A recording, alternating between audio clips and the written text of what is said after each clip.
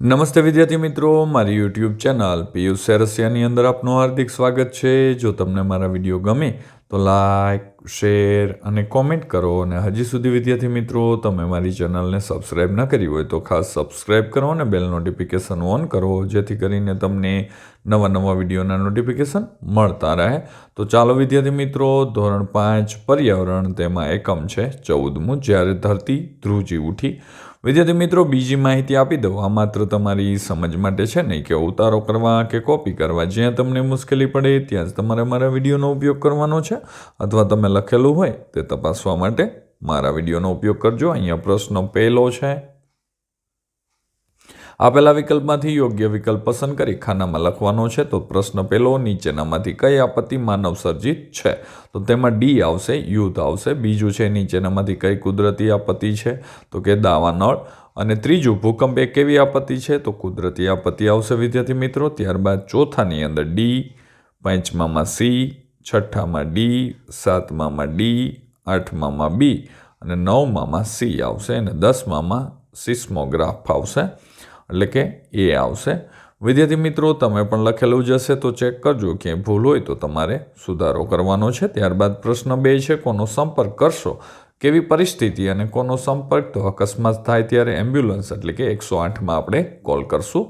સાપ કરડે ત્યારે ડૉક્ટરનો સંપર્ક કરશું। પૂર આવે ત્યારે ફાયર બ્રિગેડનો, ઝઘડો થાય ત્યારે પોલીસનો, અને ઘરમાં આગ લાગે ત્યારે ફાયર બ્રિગેડનો આપણે સંપર્ક કરવાનો છે। વિદ્યાર્થી મિત્રો, ખાસ ધ્યાન રાખજો, આવા પ્રશ્નો છે કોષ્ટક તમને પરીક્ષામાં પૂછાઈ શકે છે। ત્રીજો પ્રશ્ન છે, ઘર બનાવવાની વસ્તુઓની યાદી છે, તેમાં કાચું મકાન અને પાકું મકાન। કાચા મકાનની અંદર જોઈએ લાકડા, માટી, છાણ, નળિયા, દોરી, ઈંટ અને સિમેન્ટ આવશે, જ્યારે પાકા મકાનની અંદર ઈંટ, સિમેન્ટ, રેતી, લોખંડ, ટાઇલ્સ, કપચી અને લાકડું આવશે। વિદ્યાર્થી મિત્રો, જો તમને મારો આ વિડીયો સારો લાગે તો લાઇક, શેર અને કોમેન્ટ કરવાનું ભૂલતા નહીં। ત્યારબાદ પ્રશ્ન 4 છે, નીચેની પરિસ્થિતિમાં તમે શું કરશો? પૂર આવે ત્યારે ઊંચાઈવાળી જગ્યાએ જતા રહેવું, હાથબત્તી તેમજ જરૂરી સામાન સાથે લેવો, અને રેડિયો અને ટીવી પરના સમાચાર સાંભળતા અને જોતા રહેવા।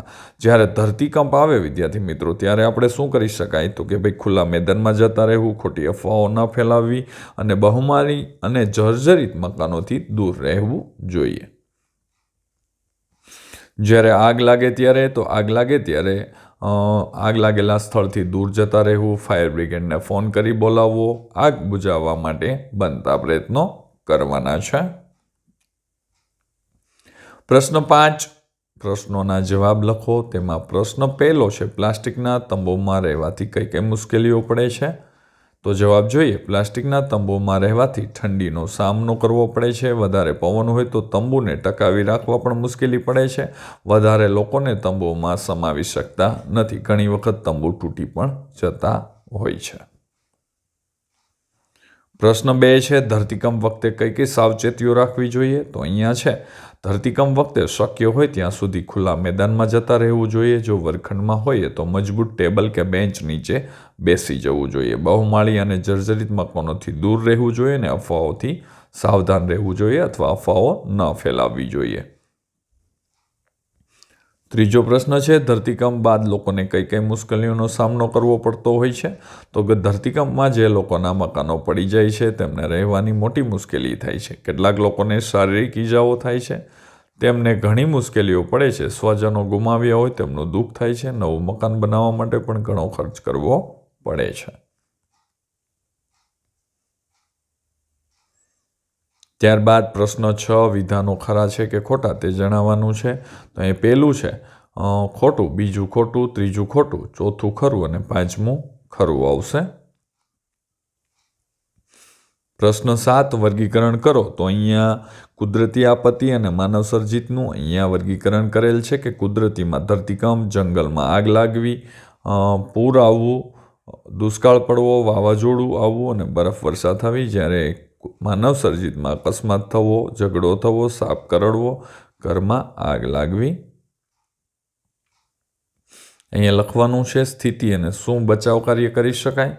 તો ભાઈ, સ્થિતિ અકસ્માત થાય ત્યારે પ્રાથમિક સારવાર 108ને બોલાવી શકાય, સાપ કરડે ત્યારે ડૉક્ટર પાસે જઈશું, પૂર આવે ત્યારે ઊંચાઈવાળી જગ્યાએ જતા રહીશું, ઝઘડો થાય ત્યારે પોલીસને બોલાવવી જોઈએ અને ઘરમાં આગ લાગે ત્યારે ફાયર બ્રિગેડને બોલાવવા જોઈએ. કોની મદદ લઈશું? તો અહીંયા ફાયર સ્ટેશન માટે 101, પોલીસ માટે 100, એમ્બ્યુલન્સ માટે 108 અને નજીકના હોસ્પિટલના નંબર હોય તો વિદ્યાર્થી મિત્રો મેં અહીંયા ખોટા નંબર લખેલા છે. તમારી પાસે હોય તો તમારે લખવાના છે. જો વિદ્યાર્થી મિત્રો જો આ વિડીયો સારો લાગ્યો હોય તો લાઇક, શેર અને કોમેન્ટ કરવાનું ભૂલતા નહીં. તો ચાલો મિત્રો હવે મળીશું આપણે નેક્સ્ટ વિડીયોની અંદર. આવજો.